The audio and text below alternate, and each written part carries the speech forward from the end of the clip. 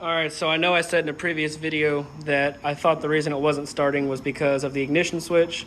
Well, we realized that wasn't the issue. I did replace the ignition switch and it still didn't do anything, but then we found out the wires were the problem the whole time. So the ignition switch was the reason that the lights and all that, it's part of the reason, but it wasn't the whole reason. So the real reason was the headlights needed a brand new switch, so I put a brand new switch in there. It was like 10 bucks. What else? And that also fixed the tail lights. So we have working tail lights. And the turn signals didn't work.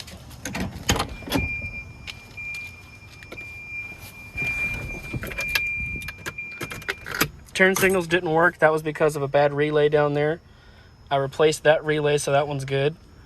And the door dinger thing I mentioned in another video was because the door dingers were just, the door switches were bad, and I just took them all off, fixed the grounds on them, and squirted some WD-40 in them. And now, whenever you turn the headlights on, it'll remind you to cut the lights off, and that's good to go. So all the switches work. This light works. I fixed the sunroof. It used to open fine, but it never closed.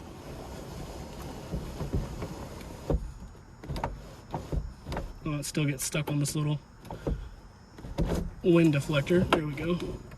See, I didn't close it all. It was just stripping in here. So I opened it up and I pulled off the track, and I put a shit ton of grease on them and put it all back together, and now it works flawlessly. So that's 100% good to go. I don't have to have tape covering it anymore to keep water out.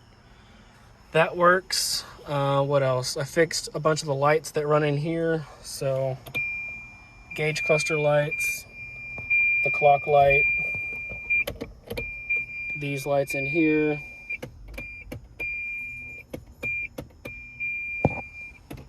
those all work. And the gauge cluster lights finally go away when the car's running. Still gotta work on that timing.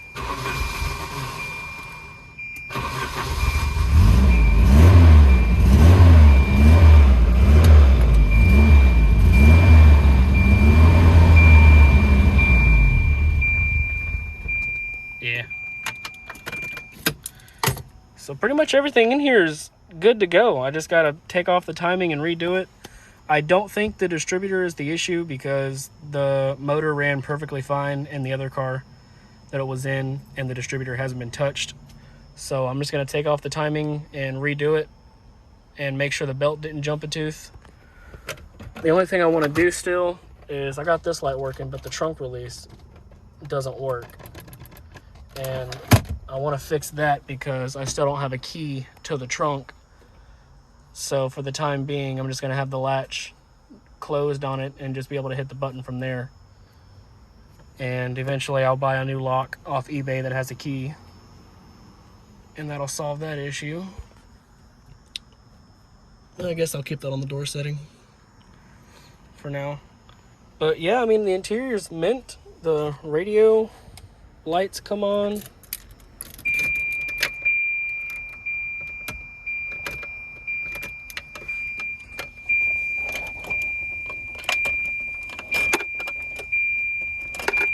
So that's good. Still want to buy all new speakers for it, so it'll sound decent. Well, I guess make sounds at all would be nice. I'm really shocked that those headlights and taillights worked, because the amount of shit that was in the trunk and all the rats in there, I can't believe that there is not a single chewed wire throughout this entire car for it sitting in a field for 10 plus years, that not a single wire has been chewed through. That just amazes me, because I found 2 or 3 rats in the interior and there was tons of roaches. I'm just amazed that everything still works, and they just needed some relays and a switch. There's the old switch. There's the old ignition switch. There's the old switch. Nope, that's not it. That was a spare one I had. But anyways, yeah, I took the dimmer out as well and I bypassed the rheostat here. Just cut the wires off and hooked them all together, because that apparently makes your lights a little brighter inside, bypassing the dimmer switch. Brights work. Everything's coming together. Loving it. Where'd my keys go? Did I lose things? How did I lose the keys to the car? Oh, they're down here.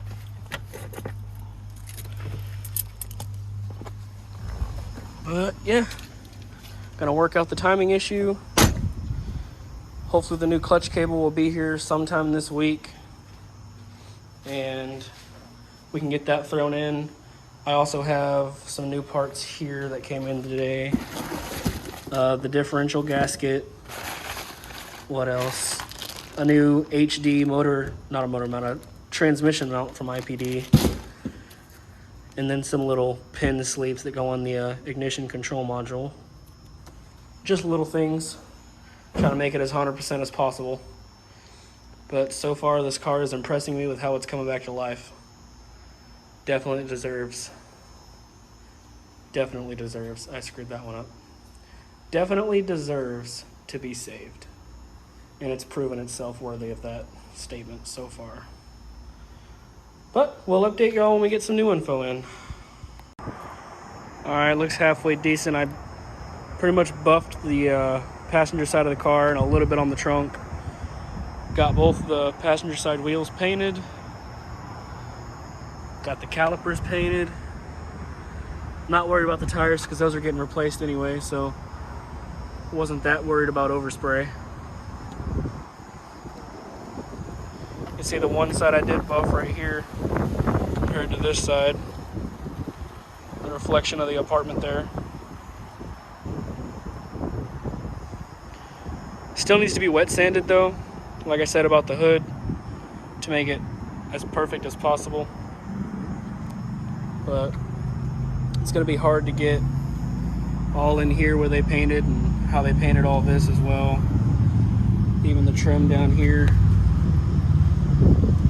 It's gonna be difficult. They painted the door handles, bumpers. It's a lot to buff. Mirrors weren't that bad. If you got a scuff on there, that's not gonna come out. Well, that's all right. Got to get this window tint pulled off here soon because I'm going to do 5% in the rear and 20 up front. Same way I have it on the two-door and on that car. I don't like that fishbowl. The roof is going to be extremely time-consuming to buff. This is just my tape residue from when it leaked. That'll come right off. It's looking good.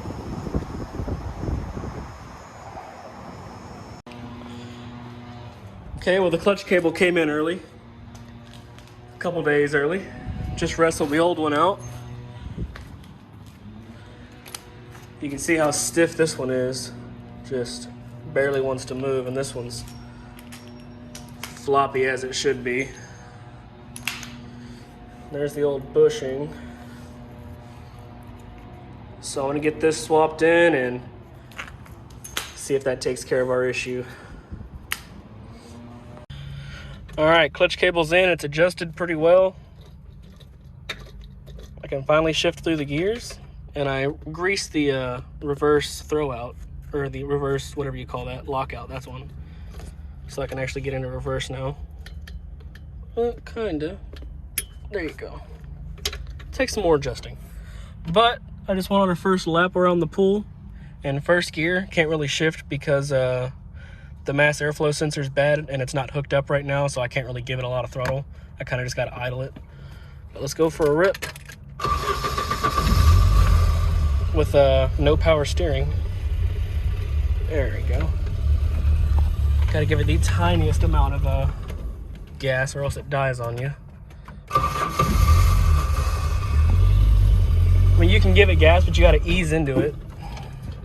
Man.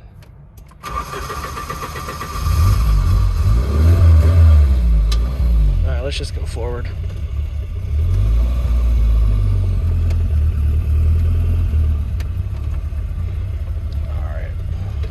It's okay, we don't need to do a lap. At least we know it runs. See what I can do with the mass airflow plugged back in. See what, if it'll let me give it any throttle now.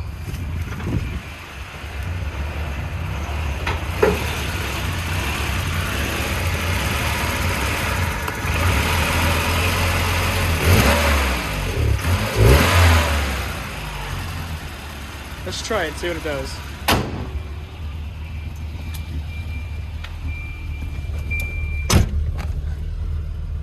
Gotta hurry before it overheats. Oh, you bastard.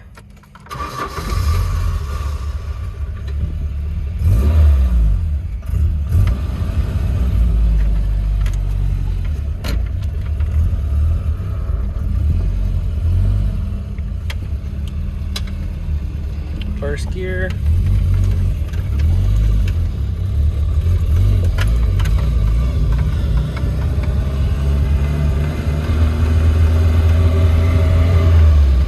Try for second. All right. Well, she bucks. I gotta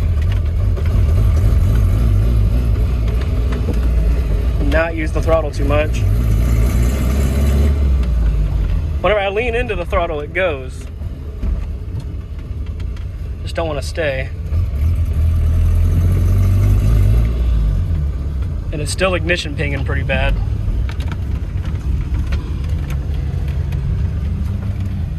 Man, that's tough with no power steering.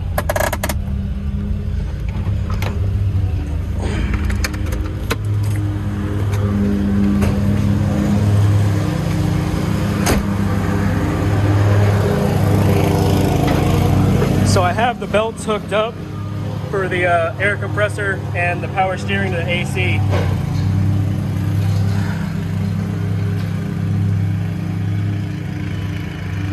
But I don't have the belt hooked up from the crank to the AC, so the power steering is not going to work. I did it that way because I don't have any power steering fluid in it yet after the motor swap, and I just didn't want it to run it dry while I was running the car. But we have to once again wait, as usual, for another mass airflow sensor to come in and see what happens. Oh, a wasp just went into the car. I don't know if you can see it or not. Yep, it's in the driver's seat now. All right. Need to keep this sunroof closed from now on. All right, he's gone. But yeah, that's it for now. Maybe I'll drive us to the car wash or something. Big maybe. Oh yeah. And I might throw on the salad shooters, I'm not sure. So I'm in the middle of the AC schnitzers, the nice painted Virgos, or the salad shooters. I think the salad shooters will look pretty good on the black car, but I also think the gold wheels will look good on it with that tan interior. We'll see. Okay, so I have verified that the mass airflow sensor is not the problem. It is actually the distributor timing, like I thought in the first place. So I had advanced the distributor so far to the right that the set screw wouldn't even go in, and it ran so much better at that point. So I want to be able to put the set screw in, so I moved it back to where it was, and I'm thinking that at some point someone removed this distributor and didn't put it in the correct way. So what I'm going to do is I'm going to take off, or I'm going to untension the belt, and I'm just going to move the timing gear for the intermediate shaft one tooth forward or one tooth retarded, and see if it'll run that way with the timing light. 1 second.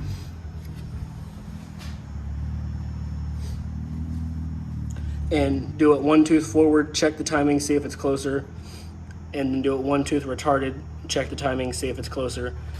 Because my thought is someone removed it at some point and didn't put it in correctly. They put it a couple teeth off, and so I guess when the car was running, or the motor was running in a different car, the timing was set at that point, but whenever I did the timing on it, I did it the correct way with all the marks, and that's why it doesn't run right.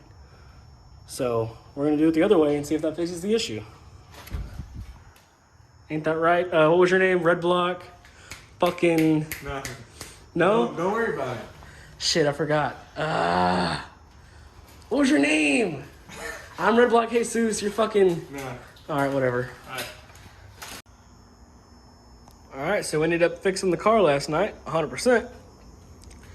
The grill's off because I painted the horns black. They were all rusty looking.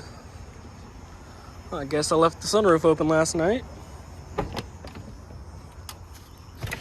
But she starts and runs perfectly now. And we have a glow plug light. I'm not sure what that means because this is not a diesel car. I'm guessing this is a diesel gauge cluster and it was swapped at one point. That light has never popped up, and now that it runs right, it does pop up.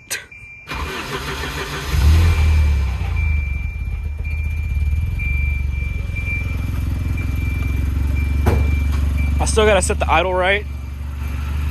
Idle's kind of low, but I think it's fine.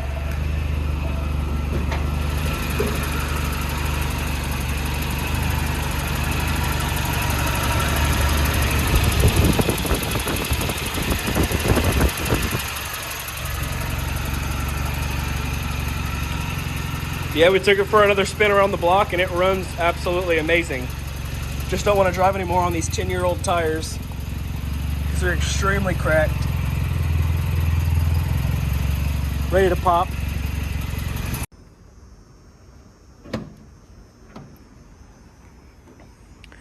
Yeah, so I wasn't the biggest fan of the C4 wheels. So I went and picked up a set of GTA Trans Am wheels. Traded the C4 wheels for them. I've owned these wheels once before, and I sold them to a buddy, and I forgot that he still had them in his attic. And I'm like, hey man, you want to trade for some C4 wheels? And he's been looking for those for a long time. So that's a good trade. So these wheels are going to go on that car. These wheels are going to get repaired, but I'm about to paint these gold and buy some tires for them, and they're going to go on this car. This car, we have a new development. Of course, when I fix one thing, something else breaks. We got the timing set correctly on it finally, but we have realized that the catalytic converter is clogged and rattling around, and it has lodged itself in a way that it creates a whole lot of back pressure and doesn't let the car run right. So starting and running runs great. Oh, it started with the batteries in that car. I forgot. But anyways, it starts and runs amazing now. But you can't rev it because the cat's clogged up. And I think that might have something to do with the overheating issue, which it would make the most sense because everything's been replaced except the radiator, and radiators hardly go bad. So I'm going to get these painted real quick, see how they look, clean them up the best that I can, and probably get some center caps because I only have one Capsule Corp center cap. And we'll see what I can find. I still need to get this car sold because once this car sells, it's going to fund both of these cars in the build. And I might even pick up a Miata, like a NA 1.6 or 1.8, I'm not sure yet. But I've been wanting another Miata for a long time now. So let's clean these up and we'll see what happens. Alright, I think I'm going to end the video here. I got 2 wheels painted so far. And I think that's good enough.